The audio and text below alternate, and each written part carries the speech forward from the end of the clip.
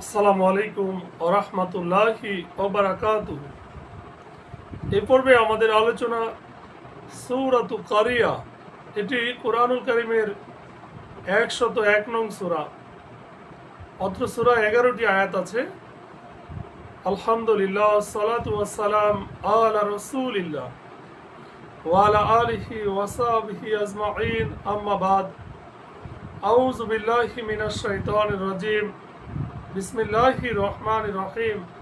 রব্বি ইশরাহ লি সাদরি ওয়া ইয়াসসির লি আমরি ওয়াহলুল উকদাতাম মিন লিসানি ইয়াফকাহু কাওলি। সূরা আল কারিয়া এরশাদ হচ্ছে, আল্লাহ বলেন মহা বিপদ। আল কারিয়া, আল্লাহ আবার প্রশ্ন করছেন কি সেই মহা বিপদ? মাল কারিয়া। আর মহাবিপদ সম্পর্কে হে নবী আপনি কি জানেন?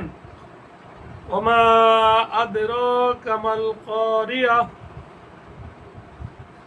সেদিন মানুষ হবে বিক্ষিপ্ত পতঙ্গের মতো। ইয়াউমা ইয়াকুনুন নাসু কাল ফারাশিল মাবথুস।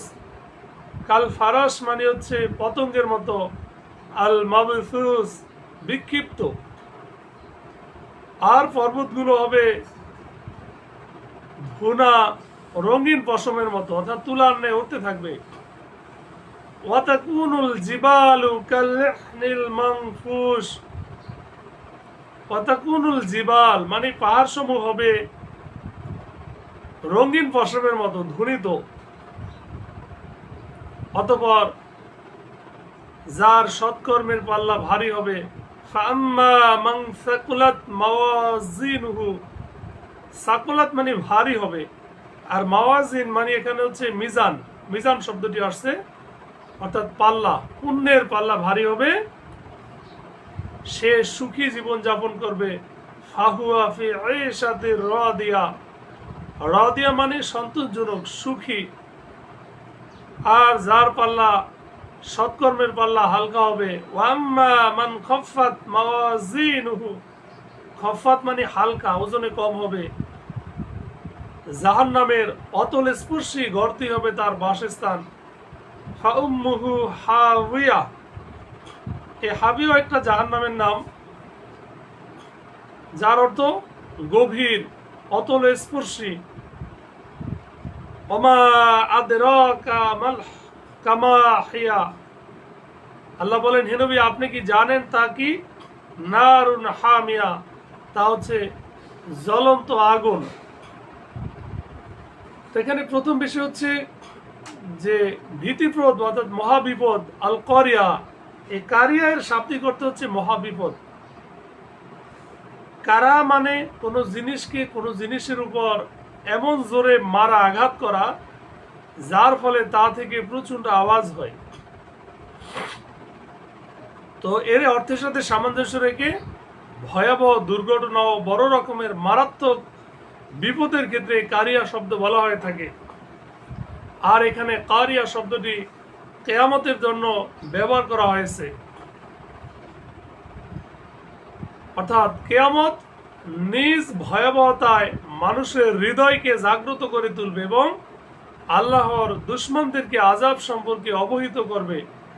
যেমন দরজায় করাঘাতকারী ঠক ঠক শব্দ করে গৃহবাসীকে সতর্ক করার জন্য। আল্লাহ বলেন মাল কারিয়া। আর এই ভীতিপ্রদ মহাবিপদটা কি, অর্থাৎ এটা সম্বন্ধে আপনি কি জানেন?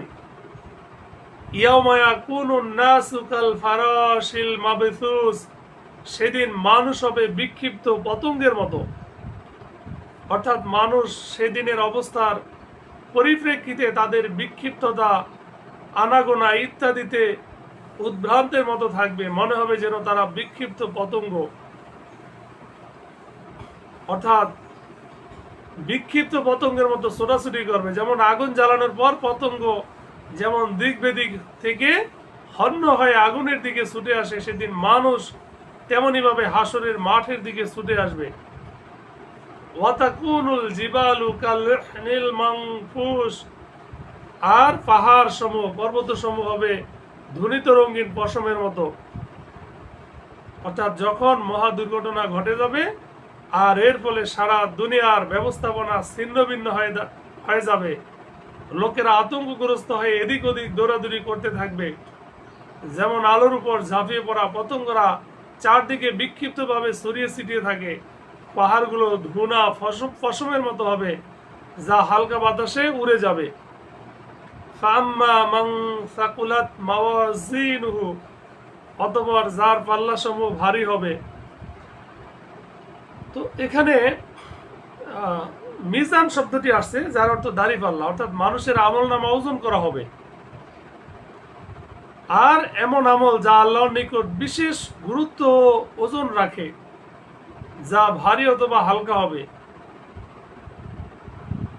উদ্দেশ্য হলো যার নেকি বেশি হবে এবং আমল ওজন হবার সময় তার নেকির পাল্লা ভারী হয়ে যাবে। সুবহানাল্লাহ। তো অন্যায় তো আসছে এই বিষয়টা যে কিয়ামতের দিন আল্লাহ বলেন, আমি যথাযথ ওজন করার দাড়ি পাল্লা রেখে দেব, তারপর কারো উপর অনুপরিমাণও জুলুম করা হবে না। যার সরিষার দানা পরিমাণও কোনো কাজ থাকবে তাও আমি সামনে আনবো এবং হিসেব করার জন্য আমি যথেষ্ট। সুবহানাল্লাহ। আরো আসছে সূরা কাহাফের 105 নং আয়াত। অন্যান্য সূরাতেও আসছে, সূরা আরাফের 8 ও 9 নং আয়াত। এভাবে অন্যান্য সূরাতে এই ওজন ভারী হওয়ার ব্যাপারে আলোচনা আসছে। তাহলে যার ওজন ভারী হবে কি হবে? ফাহুয়া ফি আইশাতির রাদিয়া, সে তো থাকবে সন্তোষজনক জীবনে, সুখী জীবন যাপন করবে, অর্থাৎ এমন সুখের জীবন যা সে পছন্দ করবে এবং যা পেয়ে সে সন্তুষ্ট হবে। ওয়াম্মা মান খাফফাত মাওয়াজিনুহু, আর যার পাল্লা হালকা হবে, অর্থাৎ নেকের পাল্লা, যার নেকির তুলনায় বদের পরিমাণ বেশি হবে, ফলে পাপের পাল্লা ভারী হবে এবং পুণ্যের পাল্লা হালকা হয়ে যাবে। ফাউম্মুহু হাবিয়া, তার স্থান হবে হাবিয়া। তা হাবিয়া হচ্ছে জাহান্নামের একটি নাম। তাকে হাবিয়া এই জন্য বলা হয়, জাহান্নামে তার গভীর গর্তে গিয়ে পড়বে। যেমন মানুষের জন্য মা আশ্রয়স্থল হয়, তেমনি জাহান্নামে আশ্রয়স্থল হবে জাহান্নাম। এই জন্য উম্মু শব্দ ব্যবহার করেছে। উম্মু মানে মা, মস্তিষ্ক, যেহেতু জাহান্নামে তার মাথার উপর ভর করে হাবিয়া দুজকে নিক্ষিপ্ত হবে। আমা আদরাকা মা হিয়া, আল্লাহ বলেন, হে নবী, আর আপনি কি জানেন তা কি? অর্থাৎ এখানে জাহান্নামের ভয়াবহতা এবং আযাবের কঠিনতাকে বোঝানোর জন্য প্রশ্নসূচক বাক্য ব্যবহার করা হয়েছে। তা মানুষের কল্পনা ও ধারণার বাইরে। মানুষের জ্ঞান বিজ্ঞান তা আয়ত্ত করতে এবং তার প্রকৃতত্বকে জানতে অক্ষম। এরপরে এতে মহান আল্লাহ তাআলা বলেন, নারুন হামিয়া, এটা হচ্ছে উত্তপ্ত আগুন। তো আল্লাহ রাসূল সাল্লাল্লাহু আলাইহি সাল্লাম বলেন, হাদিসে আসছে যেটা, যে আদম সন্তান যে আগুন ব্যবহার করে সেটি জাহান্নামের আগুনের 70 ভাগের 1 ভাগ। এর উত্তপ্ততা সম্পন্ন সাহাবায়ে কেরাম বলেন, হে আল্লাহর রাসূল, দুনিয়ার যে আগুন এটাই তো শাস্তির জন্য যথেষ্ট। আল্লাহ রাসূল বললেন, জাহান্নামের আগুন তার থেকে 69 গুণ বেশি উত্তপ্ত। অন্য হাদিসে আসছে, আল্লাহ রাসূল বলেন, তোমাদের এই আগুন জাহান্নামের আগুনের 70 ভাগের 1 ভাগ, তারপরেও তাকে দুবার সমুদ্রের মাধ্যমে ঠান্ডা করা হয়েছে, নতুবা এর দ্বারা কেউই উপকৃত হতে পারতে না। অন্য হাদিসে আসছে, কিয়ামতের দিন সবচেয়ে হালকা ওই ব্যক্তির শাস্তি হবে যাকে আগুনের জুতা পরিয়ে দেওয়া হবে। অন্য হাদিসে আসছে, জাহান্নাম তার রবের কাছে অভিযোগ দিল যে আমার একাংশ আরেক অংশকে খেয়ে ফেলছে। তখন তাকে 2টি নিঃশ্বাস ফেলার অনুমতি দেওয়া হলো, একটি শীতকালে, অপরটি গ্রীষ্মকালে। আল্লাহ তাআলা আমাদের সঠিক বুঝ দান করুক, আমিন। আখির দাওয়ানা আনিল হামদুলিল্লাহি রাব্বিল আলামিন।